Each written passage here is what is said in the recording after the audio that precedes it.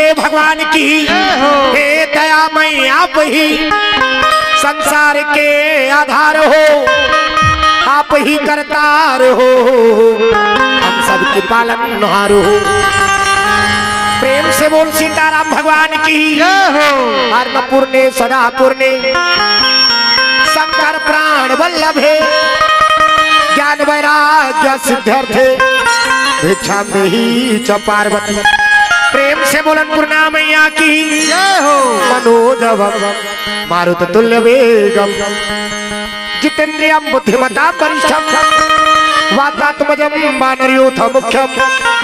श्री रामदूतम शरणम प्रपद्ये। प्रेम से बोले हनुमंत लाला महाराज की राधा मेरी स्वामिनी मैं राधे को दास जन्म जन्म मोहे दीजिए श्री वृंदावनवास। प्रेम से बोल राधिका मैया की खाक मुझ में कमा रखा है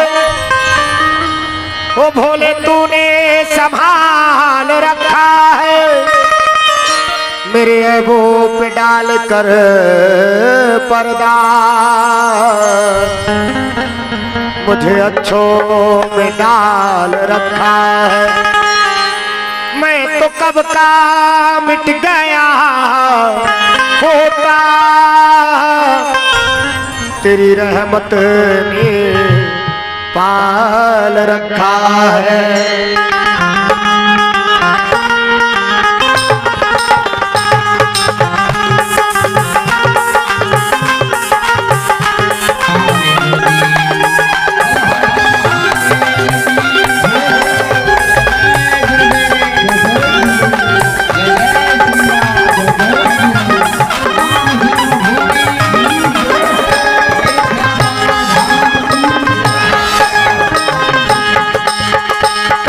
सुधारे भोले भगतन के भोले रखवाले मतवाले काज सुधारे भोले भगतन के भोले रखवाले मतवाले भोले गले में नाग भोले काज सुधारे भोले भगतन के भोले रखवाले मतवाले।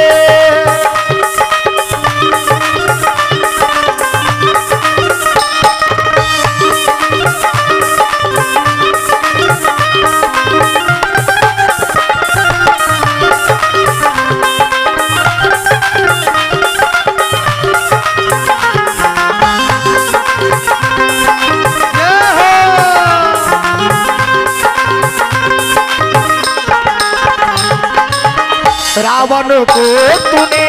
लंका दिया भगीरथ को तूने गंगा दिया रावण को तूने लंका दिया भगीरथ को तूने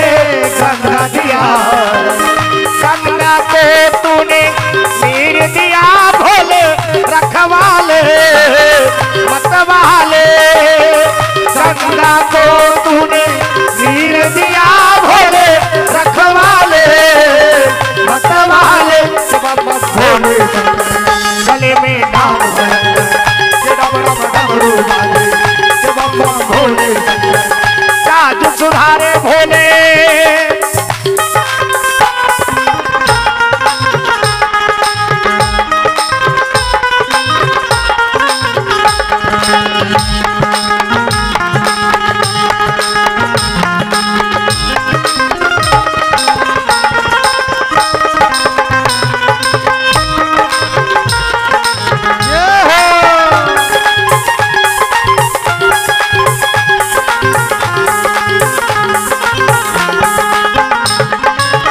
जो भी आया भोले द्वार पे तेरे झोलियां भर दी उनकी तूने जो भी आया भोले द्वार पे तेरे झोलियां भर दी उनकी तूने मैं भी मांगा वो ही दिया भोले रखवाले मतवाले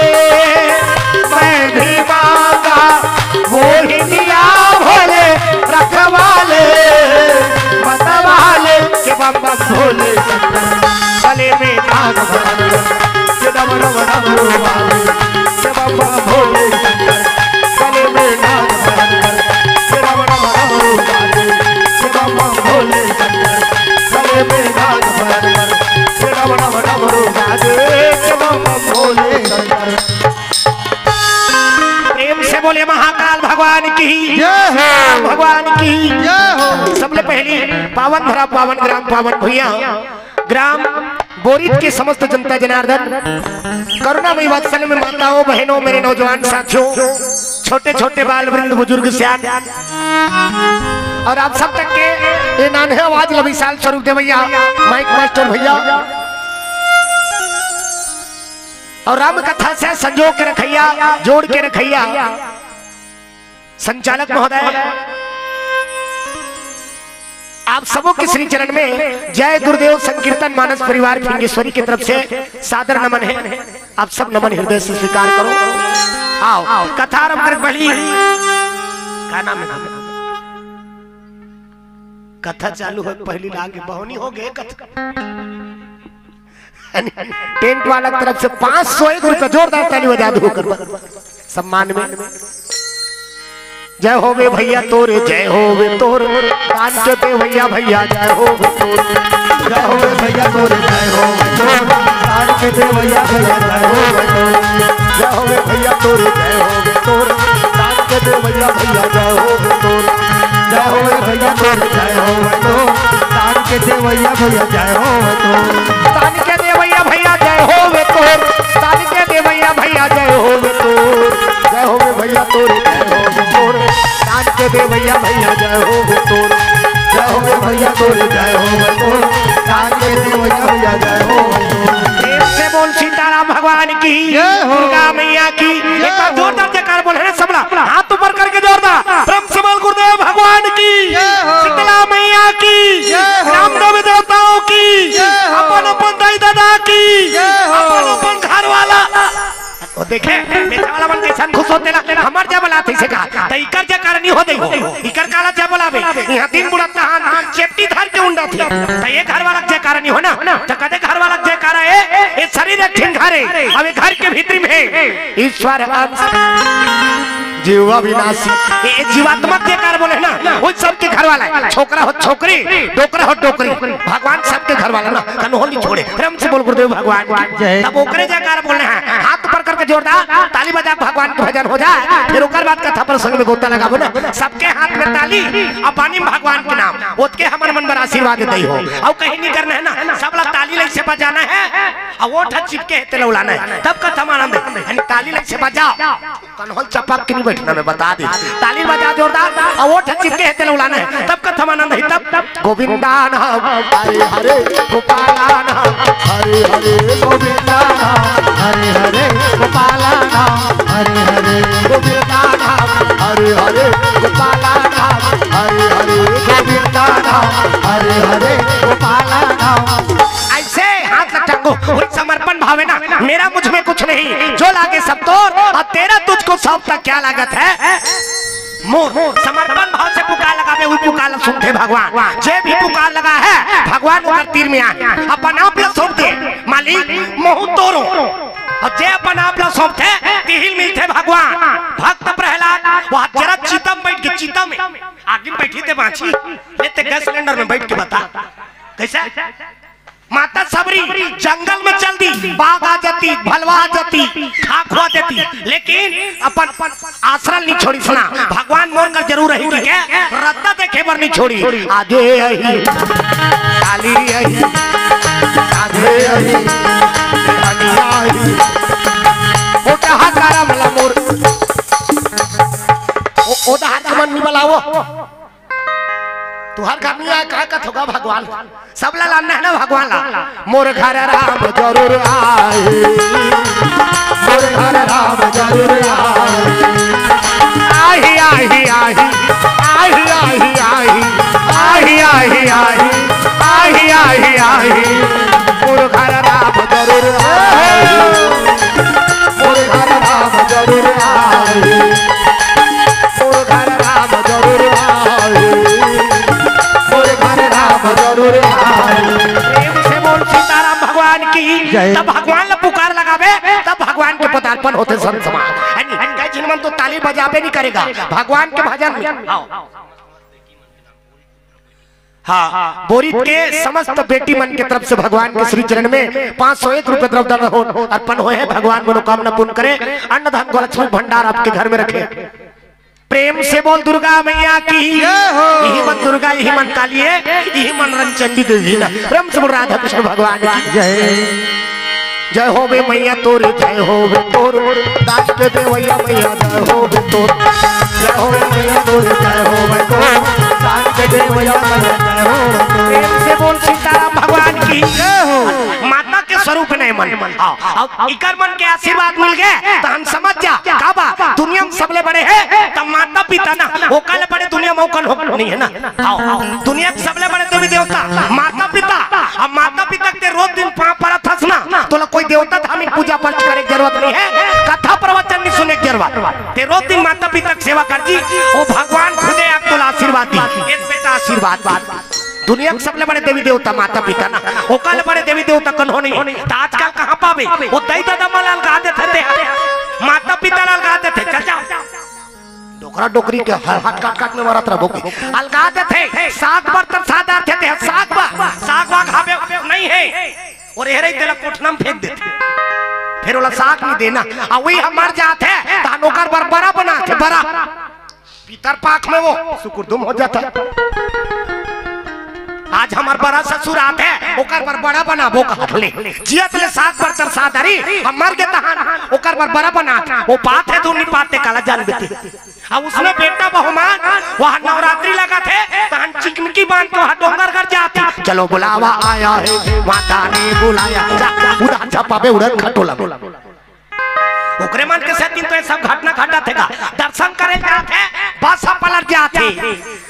उड़न खटोला पलट जाते। काक सती माता पिता के सेवा नहीं कर सका था ता वहां रही काय करबे रे ते कल ये धारा जा राम से बोल शंकर भगवान की जय। देख भगवान राम सरकार दुनिया में शिक्षा दे ना, रामचरितमानस काबर नहीं माना, आज का बाप के बात ला नहीं माना, गुरु के बात ला नहीं माना ता काय रामचरितमानस। राम से बोल शंकर भगवान जय हो। हाँ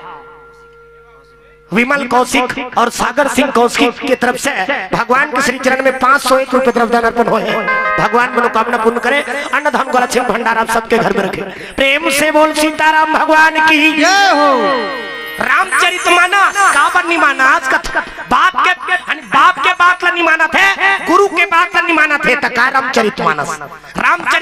ला अपन जीवन में उतारे के ना। भगवान राम सरकार चरित्र करे है ओकर चरित्र ला अपन जीवन में धारण करो तब ये जीवन के कल्याण है ना। भगवान राम सरकार रोज दिन सुत के उठे अब सुत उठ के माता पिता को प्रणाम करे ना। प्रातः काल उठी के रघुनाथ, प्रातः काल उठी प्रातः काल उठी रघुनाथ, प्रातः काल उठी रघुनाथ। मातो पिता गुरु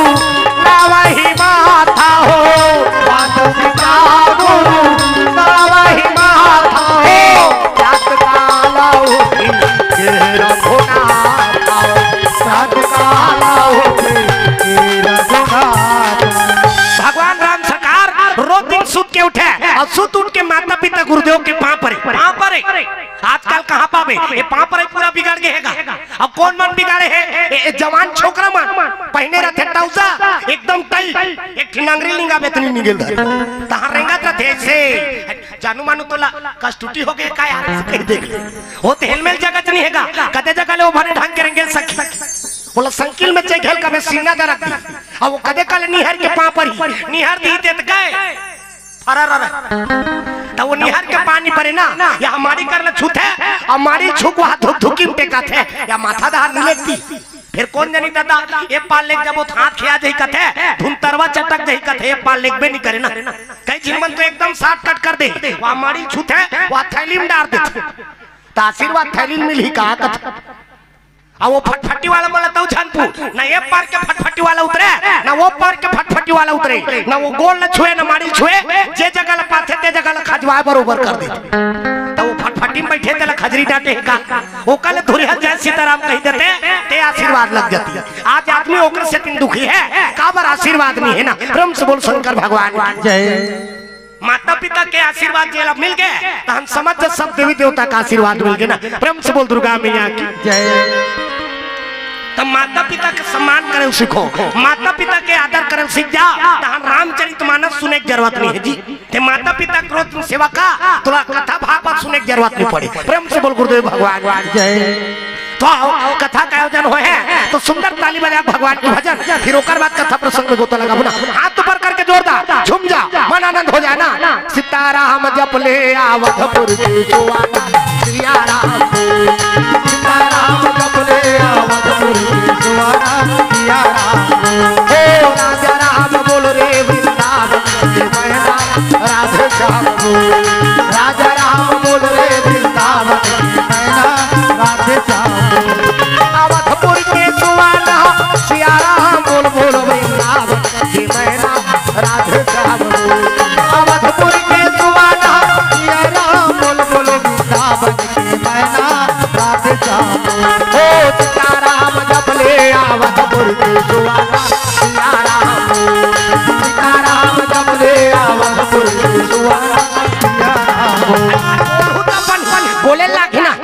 का कीर्तन वाला कोटा उठा दारू तुम कैसे मिलजुल के श्रोता भक्त ज्ञान निधि सबको मिल के पुकार लगा बताओ भगवान नहीं और हम एक झिंची चियाक मर जाबो फिर भगवान नहीं पा और उसने रह रहती तब फिंगे सिर्फ नीचे चियात रहते जी यहाँ क्या करे बरा रहते तो सब लोग पुकार लगाना जरूरी है ना। हाथ ऊपर करके जोरदार सीताराम जप ले अवधपुर की सुहाना, सिया राम सीताराम जप ले अवधपुर की सुहाना, सिया राम जानकार रहा और दैमन के दादा ते का कांचो भजन कीर्तन में जा रहे थे कि ऐसे कर दे रहे थे, ऐसे भजन फला तोला काय करे बरे गोड़ हाथ पिरात ऐसे कर दे रहे थे, नि ज्यादा होते तंगरी ले से फंसा देते और अंगरी फंसा कंवर दी ये पारते भैंसल फांदार होनी पिरात था तो उसने बूटा नहीं करना है ना। कत्का प्रयास से का बड़ा आयोजन हो है तिला ये आयोजन करता मन जान ही हमन कलाकार मन लगा है 1-2 घंटा बोल फासले भाव अब ये मन कत्का प्रयास करे कई परत में मीटिंग रखी सोई चलो रामायण के मीटिंग नहीं जा वहां चंदा दे पर हमन मीटिंग जात रहो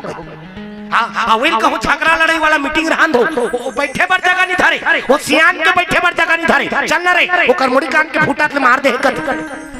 धर्म में आए पर बड़ा कलई है और अतका बड़ा आयोजन हो गए और ओकर लाभ लेते नहीं ले सके त का काम के ना का बारी से कर दे रे हो कहा वो उसने ध्यान कर रहा हो ना मैं बड़ा देख बड़ा आदमी देखो तेला कहीं पे थो ना हमारा का डर पर हैगा भजन करे कहा था कन्होल मारे पीटे नहीं कहा था ना। हाथ ऊपर करके जोरदार झूम जा मन आनंद हो जाना। सीताराम जप ले अवधपुर की सुहाना, सिया राम सीताराम जप ले अवधपुर की सुहाना, सिया राम अवधपुर के सुहाना, सिया राम बोल बोल वृंदावन के मैना, राधे श्याम अवधपुर के सुहाना, सिया राम बोल बोल वृंदावन के मैना, राधे श्याम हे सीताराम जप ले अवधपुर के सुहाना, सिया राम सीताराम जप ले अवधपुर के सुहाना, सिया राम प्रेम से बोल सीताराम भगवान की जय, दुर्गा मैया की जय, राम देवी देवताओं की जय। जयकारा जोरदार नहीं होते दई हो सब चीज तो खा का हो का वो तो जय घोष में जोरदार बोल है ना। प्रेम से बोल सीताराम भगवान की, दुर्गा मैया की। अब बनने लगी अब भगवान के जय कहे तो सब ला बने लागते गा एक कन्हो नहीं है जे कहती मैं जय के होता हनु टांग लागी कथे अब कई दिन मन तो जय कहे पर सोचत रहते जय मान ले ओकर घर वाला का नाम हो गए जय हमला नाम लेत नहीं बने दई ओ गुड्डू पापा का नाम है जय नितकुरा ससुर के नाम हो गए जय नी तो कई ठिन नत्ता जेकर नाम ला लेती बने तेकर नाम हो गए जय तो ओकर पर मैं उदाहरण बतात हूं ना का होइस 3 झिन मई लोग मन पेरा ढारल गे रहा पेरा अब पेरा ढारल गे ते मन काकर घर वाली है उदय जति और जनक ये तीनों झिन के घर वाली मन पेरा ढारल गे रहा है वो तो निकल गए ठिन मुसवा अब मुसवा निकलिस तला उदय घर वाली देखदार इसका और जैसे उदय घर वाली देखे का कहा थे अये उदय उदय उदय उदय उदय उदय उदय घर वाली ओकर बगल में जति घर वाली वो किलीबिली होती का जति है भाई का जति या का जति घर वाली सबले छेओ में जनक के घर वाली बोझा पेरल पटक दी अब गुर्री बना रही थे साफी मुसवाली से थपक के धर दे और थपक के धरे था जनक के घर वाली का कहा थी ये भागत रही तेला में धर दारे या थपक के तो ये नानमुन थोड़े है, ये नानमुन नहीं है। आहत जनक है भाई, आहत जनक के घर वाले देख तीनों झिमन सकले वो कहते कैसे तोर घर वाला का नाम ले दे, वो कहते कैसे तोर घर वाला का नाम ले दे। उदे घर वाले कथे उ तनी जात ही तेला हम कहे उदे की हम हमार घर वाला नाम धर के थोड़े बुलाए। जति घर वाली कथे हम वहां का ना का की पूछे का जति जनक के घर वाली कथे हम थपक के धरे तेला बताए नानमुन नहीं है आहत जनक।